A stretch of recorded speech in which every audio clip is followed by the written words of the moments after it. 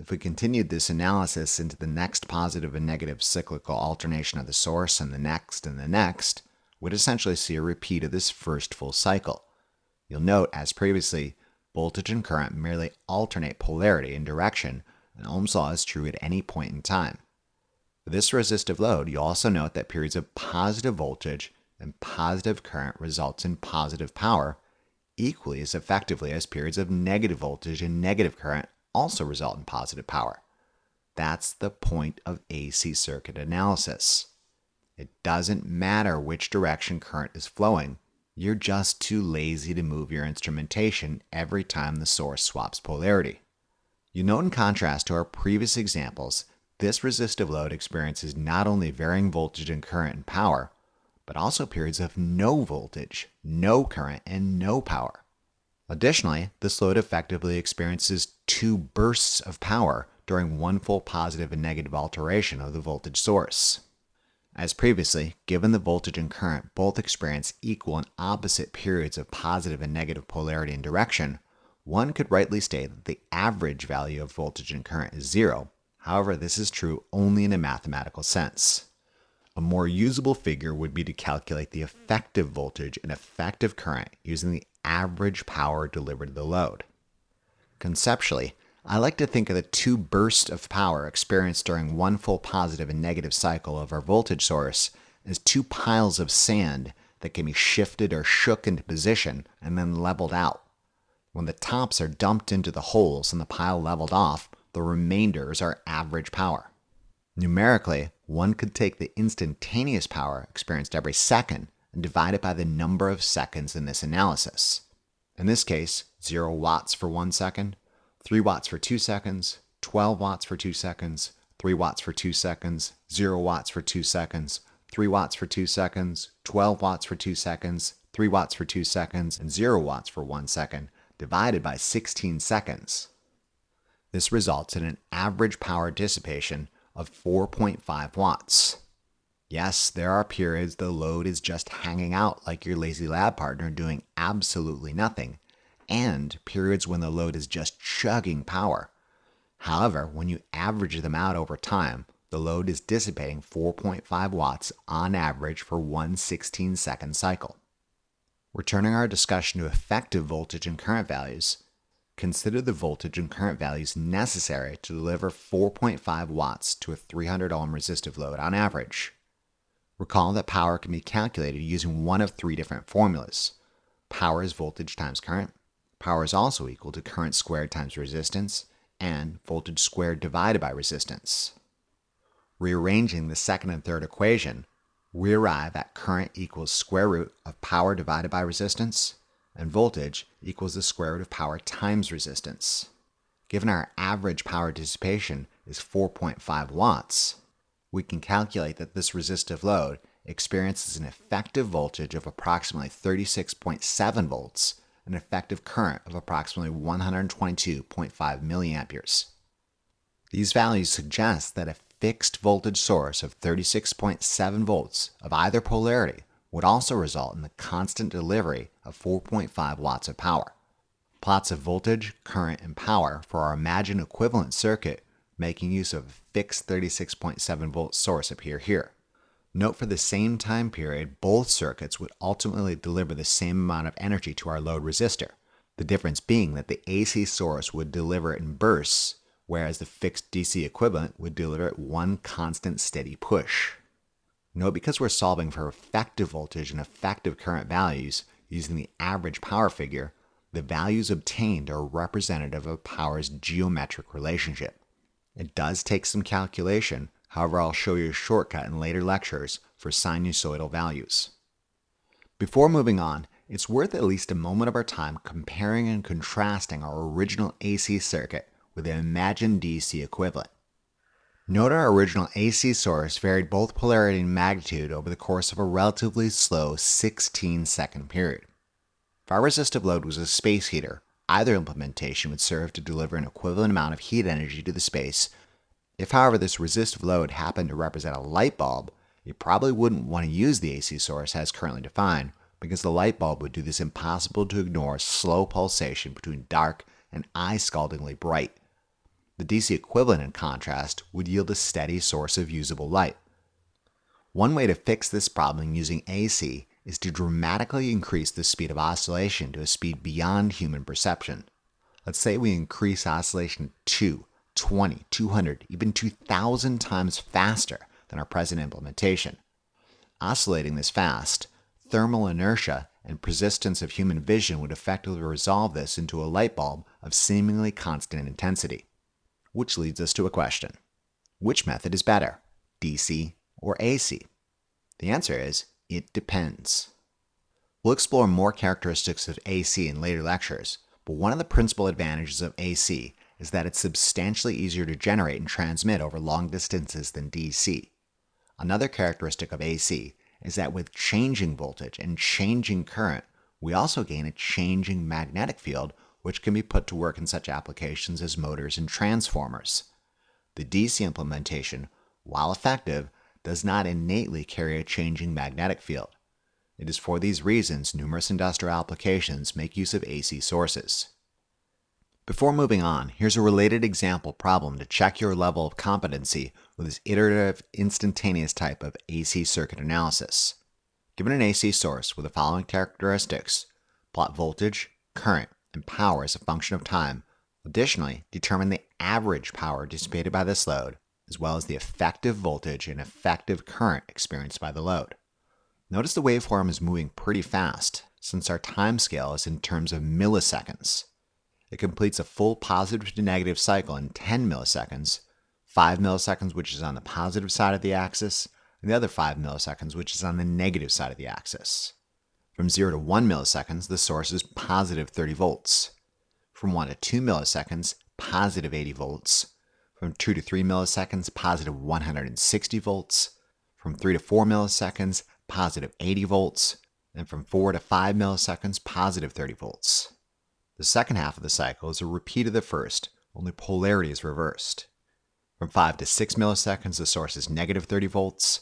From 6 to 7 milliseconds, negative 80 volts. From 7 to 8 milliseconds, negative 160 volts. From 8 to 9 milliseconds, negative 80 volts. From 9 to 10 milliseconds, negative 30 volts. The voltage waveform then repeats itself. Let's assume the ammeter and voltmeter remain fixed as illustrated. I mean, really, who could be on the ball enough to swap connections every 5 milliseconds? Additionally, the AC source is supplying power to a 240 ohm resistive load. Again, we're looking for plots of voltage across the resistive load, current through it, and power dissipated by it. And finally, we're looking for some very specific figures. Notably, what is the average power dissipated by this load? And what is the effective voltage and effective current experienced by this load? By all means, pause the lecture and attempt this on your own. Do not just sit there and wait for me to give you an answer. Get to work and give this your best shot. If you're tracking, you should have arrived at the following answers. Given the source initiates operation oriented positive to negative, top to bottom, the ammeter and voltmeter would experience positive voltage values during the first half of the cycle. During the second half, when the voltage source swaps polarity, the ammeter and voltmeter should experience negative values. During both the positive and negative half of the cycle, the resistor should continually experience positive but varying power. It may seem like there's a lot of repetitive analysis, but there isn't, given the positive and negative halves are essentially reflections of each other, and the rising half of one side is a reflection of the falling half of that same side. Really, it takes only 3 separate circuit analyses to get a picture of how this circuit behaves over time. From 0 to 1 millisecond, voltage would be positive 30 volts, and current would be positive 125 milliamperes. During this time, the resistor would be constantly dissipating positive 30 volts times positive 125 milliamperes, or roughly positive 3.8 watts. From 1 to 2 milliseconds, voltage would be positive 80 volts, and current would be approximately positive 333.3 milliamperes. During this time period, the resistor would be dissipating positive 80 volts times positive 333.3 milliamperes, or positive 26.7 watts. From 2 to 3 milliseconds, voltage would be positive 160 volts, and the current would be approximately positive 666.7 milliamperes.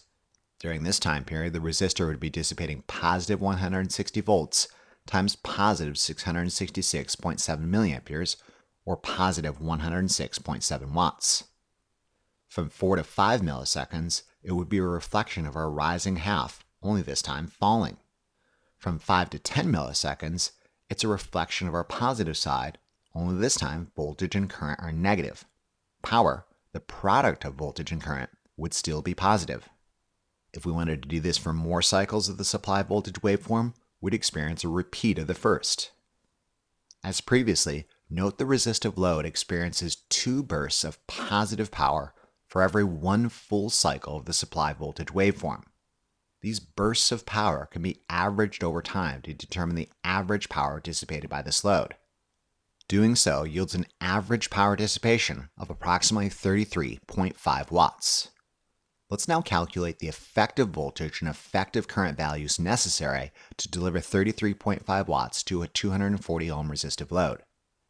Given power can be calculated in one of 3 formulas, rearranging the second and third formula and substituting in our average power and resistive load, we find an effective voltage value of approximately 89.7 volts and an effective current value of approximately 373.6 milliamperes. These values suggest that a fixed voltage source of 89.7 volts of either polarity would also result in the constant delivery of 33.5 watts. The difference being that the AC source delivers this average power in variant magnitude bursts, and the DC source does so in one steady push. Hopefully you arrived at these same answers, and if not, you can always revisit the previous example problem to correct any misconceptions. Moving on. Does this level of AC circuit analysis seem easy? It should, because we haven't introduced anything new and have thus far limited our analysis techniques to purely Ohm's law and the power equations, concepts you should readily be familiar with by now. Really, the only new thing we've added to our discussion is calculation of average power and effective voltage and effective current values seen by the load. Although these characteristics might seem like mathematical parlor tricks right now, these simplifications convey far more information than one might initially suspect. Though a load in an AC circuit may experience voltage of varying magnitude and varying polarity, current of varying magnitude and direction, and periodic bursts of power, ultimately, the AC circuit can be visualized as an imaginary equivalent supplying an effective voltage and effective current value such that an average power is dissipated. I say again, the load in an AC circuit may experience voltage of varying magnitude and polarity, current of varying magnitude and direction, and periodic bursts of power. Ultimately, the circuit can be visualized as an imaginary equivalent supplying an effective voltage and effective current such that an average power is dissipated. Think on this point until we meet again. Before we say goodbye, let me perform a brief preview of where we're headed. Consider a circuit with an AC voltage source characterized by a continuously variant sine wave peaking just shy of 170 volts, supplying power to a 400 ohm resistor. Unlike the pulsed AC sources we've previously dealt with, this sinusoidal source has a smooth, continuously variant analog nature. Is this any reason to freak out? No. No, it is not. Ohm's law still holds true, as do the power equations. Let's say the voltage waveform has the following values at the following times. One could use Ohm's law and the power equations to solve for current and power values at these specific times. With 84.9 volts across a 400 ohm resistive load, this results in 212.5 milliamperes of current and a power dissipation of approximately 18 watts. With 147 volts across a 400 ohm, this would result in 367.5 milliamperes of current and a power dissipation of approximately 54 watts. With 169.7 volts across a 400 ohm resistive load, this would result in 424.3 milliamperes of current and a power dissipation of approximately 72 watts. If we continued in this fashion for increasingly smaller increments, we'd find that for this purely resistive load, current peaks and valleys at the same time as voltage. This synchronous oscillation is known as being in phase. Additionally, you note that the product of voltage and current, power, should also form a distinctly sinusoidal shape, only it's been shifted to the positive side of the axis, given that this is a purely resistive load. periods of positive voltage and positive current result in positive power, as do periods of negative voltage and negative current. Periods of zero voltage and zero current result in brief moments of zero power. You'll note for one full cycle of voltage and current, the load experiences two bursts of power.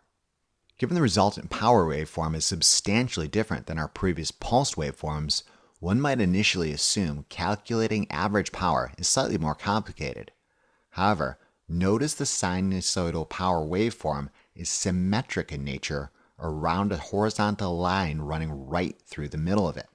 This is where it's helpful to think of averaging as piles of sand that can be moved and leveled.